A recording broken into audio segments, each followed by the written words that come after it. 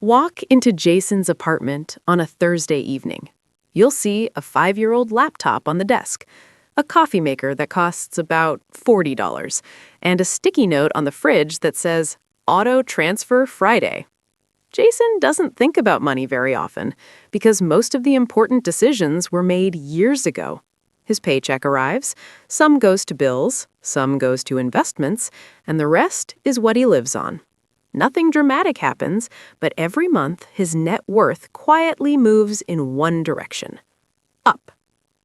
Now walk into Kyle's apartment across town. The first thing you'll notice is the new 75-inch TV mounted on the wall. There's a gaming chair still wrapped in plastic in the corner, and a delivery bag from last night sitting on the counter. Kyle also earns a good salary. Actually, almost the same as Jason. But his money behaves very differently. His paycheck shows up, bills get paid, then spending fills whatever space is left. At the end of the month, he always asks the same question: where did it all go? Jason is 35 years old. He has around $280,000 invested. Kyle is also 35. He has about $9,000 in his savings account and a credit card balance he's trying not to look at. Same city, same industry, similar salaries, but two completely different financial futures. And the difference didn't come from luck. It came from a handful of habits that are so boring, most people never stick with them long enough to see the result. Habit 1. Pay your future self first. Most people treat investing like something they'll do after spending, but by the time the spending ends, there's usually nothing left. Jason flipped the order years ago. His investment account gets money the same day his paycheck arrives. That means saving isn't a decision anymore. It's just something that happens. And removing the decision makes it easier than willpower ever could. Habit 2. Lifestyle upgrades are delayed. When Kyle got a raise last year, he upgraded his phone, started ordering lunch more often, and moved into a slightly nicer apartment.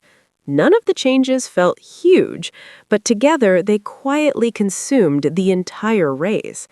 Jason got the same raise. Half of it immediately went to investments. The rest simply blended into his normal spending. His lifestyle barely changed, but his future did. Habit 3.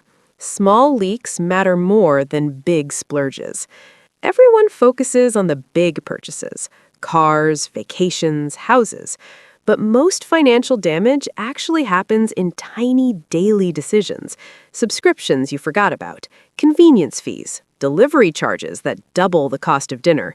$1 or $2 here and there doesn't feel important until you realize those tiny leaks can drain thousands every year.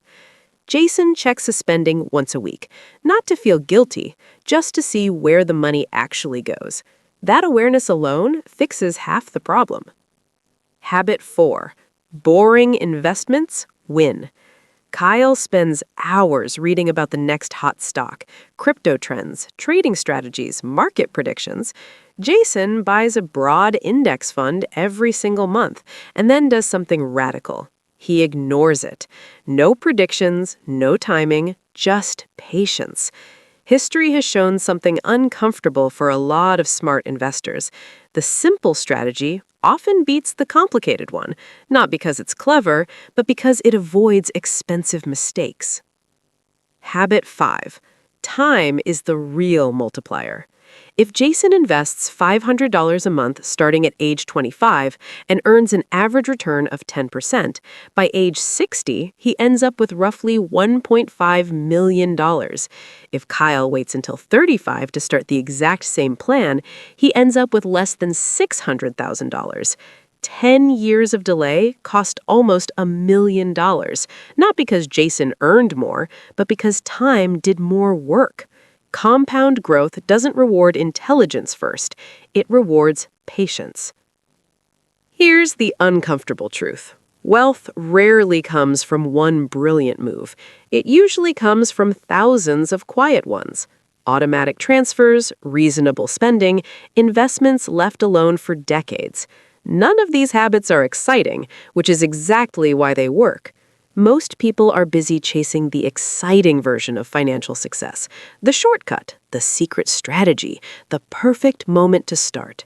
Meanwhile, the slow approach keeps quietly building momentum.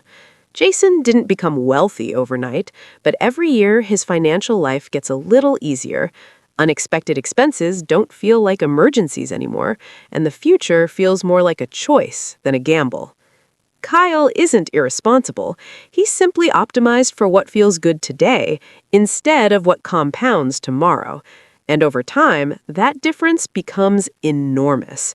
If you look closely at people who eventually build wealth, you'll notice something strange. They aren't always the highest earners. They just protect one powerful thing most people lose without noticing: margin, the space between what you earn and what you spend. That space is where freedom quietly grows. So if there's one takeaway from this story, you don't need a genius strategy. You just need a system that keeps working even when you're not thinking about it. Because wealth isn't built in exciting moments, it's built in quiet ones, repeated for years. And if you enjoy simple breakdowns like this about money, habits, and how wealth actually grows over time, consider subscribing to the channel so you don't miss the next one.